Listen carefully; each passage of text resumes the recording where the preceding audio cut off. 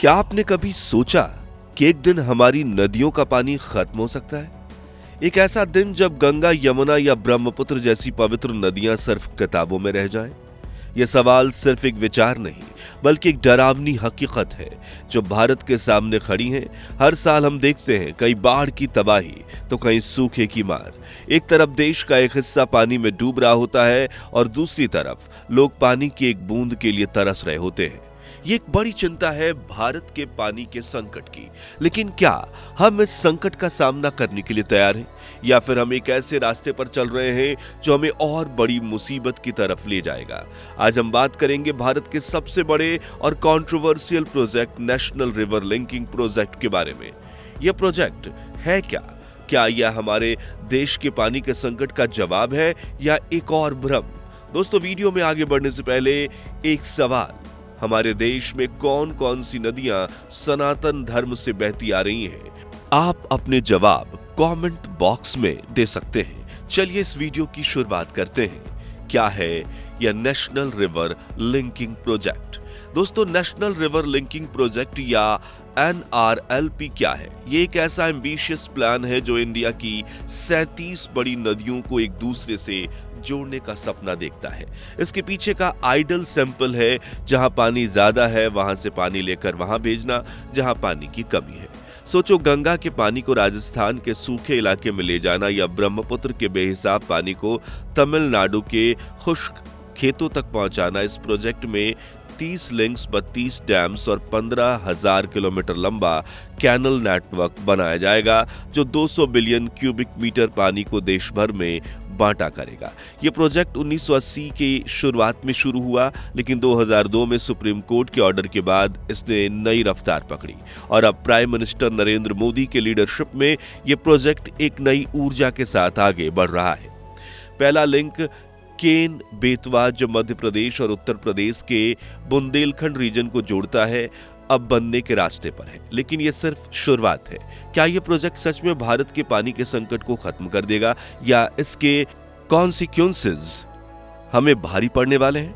Vision, पानी, power, prosperity. चलो पहले इस प्रोजेक्ट के फायदे देख लेते हैं। सबसे बड़ा वादा है सिंचाई का। इंडिया में 60% से ज्यादा खेती मानसून पर निर्भर करती है। अगर मानसून फेल हो जाए तो किसान भाइयों का क्या?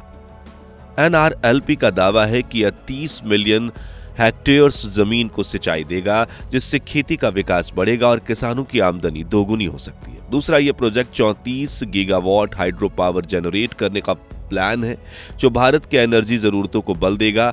तीसरा, यह फ्लड और ड्रॉट दोनों को कंट्रोल करने का दावा करता है। हर साल असम और बिहार में बाढ़ से हजारों लोग बेघर हो जाते हैं, जबकि राजस्थान और गुजरात के लोग पानी के लिए तरसते रहते हैं। इस प्रोजेक्ट के जरिए अधिक पानी को स्टोर करने की जरूरत है और उस एरिया में भेजा जा सकता है। और ये सिर्फ पानी ही नहीं, ये कैनल्स इनलैंड वाटर वेज बन सकते हैं जो ट्रांसपोर्ट को सस्ता और फ्रेंडली बनाएंगे। फिशरीज, टूरिज्म और रूरल डेवलपमेंट के नए मौके भी खोलेंगे। सोचने में तो यह एक स्वर्णिम सपना लगता है, लेकिन क्या ये इतना आसान है? सबसे बड़ा रिस्क। अब जरा दूसरा पहलू देखते हैं। हर बड़े प्रोजेक्ट के साथ एक बड़ा रिस्क भी आता है और NRLP कोई एक्सपेक्टेशन नहीं है। सबसे पहला सवाल, एनवायरमेंट पर क्या असर होगा? यह प्रोजेक्ट 98 स्क्वायर किलोमीटर पन्ना टाइगर रिजर्व को डुबो देगा, जहां टाइगर्स को वापस लाने के लिए सालों से मेहनत की गई थी। हजारों हेक्टेयर जंगल, वाइल्ड लाइफ हैबिटेट और फर्टाइल जमीन पानी के नीचे चली जाएगी। साइंटिस्ट वार्न करते हैं कि रिवर लिंकिंग के मानसून साइकिल पे भी असर पड़ेगा और एक स्टडी के मुताबिक पानी के फ्लो में बदलाव से रेनफॉल पैटर्न बिगड़ सकते हैं, जो पहले से ही आने वाले मानसून को और गड़बड़ कर सकता है। फिर यह भी सोचना जरूरी है कि क्या जिनके पास लेवल से ज्यादा पानी है वो उसे शेयर करने के लिए तैयार होंगे। स्टेट्स के बीच पानी के लिए झगड़े पहले से ही एक बड़ी समस्या है, जैसे तमिलनाडु और कर्नाटक के बीच करवी डिस्प्यूट। क्या यह प्रोजेक्ट इन डिस्प्यूट्स को सॉल्व करेगा और ज्यादा बढ़ा देगा? और अब बात कर लेते हैं सबसे बड़ी बलिदान की, लोगों की। केन बेतवा प्रोजेक्ट के लिए ही 21 गांव डूब जाएंगे, जिनमें ज्यादातर ट्राइबल कम्युनिटीज रहती हैं। अनुमान है कि पूरे NRLP में 5 लाख से ज्यादा लोग दूसरी जगह पर विस्थापित होंगे। ये लोग अपना घर, जमीन और रोजगार खो देंगे। सवाल यह है कि क्या इनके प्रॉपर रिहेबिलिटेशन और कंपनसेशन का प्लान है। एनवायरमेंटलिस्ट अमित भटनागर कहते हैं कि ये प्रोजेक्ट एक डेंजरस प्रेसिडेंट सेट करता है, जहां डेवलपमेंट के नाम पर वातावरण और लोकल कम्युनिटीज का नुकसान किया जाए। क्या ये हम सच में पानी के फ्लो को इतने बड़े स्केल पर बदल सकते हैं बिना अनजाने परिणाम के? तो अब क्या कर सकते हैं? तो क्या ये प्रोजेक्ट ही एकमात्र रास्ता है? एक्सपर्ट्स कहते हैं कि हमें लोकल और सस्टेनेबल सॉल्यूशंस पर भी ध्यान देना चाहिए, जैसे rain water harvesting, watershed management और एफिशिएंट इरिगेशन टेक्निक्स। मंगल टरबाइन एक इनोवेशन जो बुंदेलखंड के फार्मर मंगल सिंह ने बनाई, पानी को डीजल या इलेक्ट्रिसिटी के बिना लिफ्ट करता है। ऐसे सॉल्यूशंस एनवायरमेंटल फ्रेंडली हैं और कम्युनिटीज को एम्पावर करते हैं।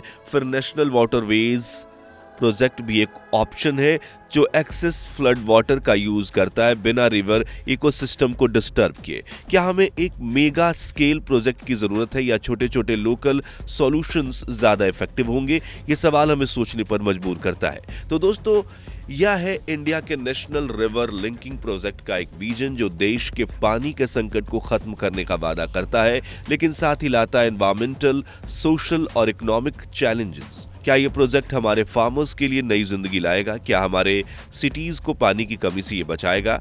या क्या ये हमारी नदियों और इकोसिस्टम के लिए एक नई ट्रेजेडी बन जाएगा? ये सवाल आज भी खुले हैं। एक बात तो क्लियर है, पानी हमारी लाइफलाइन है और इसके फ्यूचर के लिए हमें सोच समझकर कदम उठाने होंगे। तो आप क्या सोचते हैं? क्या यह मेगा प्रोजेक्ट इंडिया का गेम चेंजर होगा या एक कॉस्टली एक्सपेरिमेंट होगा जो हमें भारी पड़ेगा? इस सफर का अंजाम क्या होगा यह तो वक्त ही बताएगा, लेकिन तब तक हमें अपने पानी, अपने नदियों और अपने फ्यूचर के लिए लड़ना होगा। एक ऐसा फ्यूचर जहां हर बूंद की कीमत हो। जब तक हम अपनी नदियों का सम्मान करते हैं तब तक वे हमें जीवन देती रहेंगी। दोस्तों, आपको क्या लगता है, ये प्रोजेक्ट भारत को नुकसान दे सकता है या सच में पानी की बड़ी समस्या दूर कर सकता है? अपने विचार हमें कमेंट बॉक्स में जरूर दें।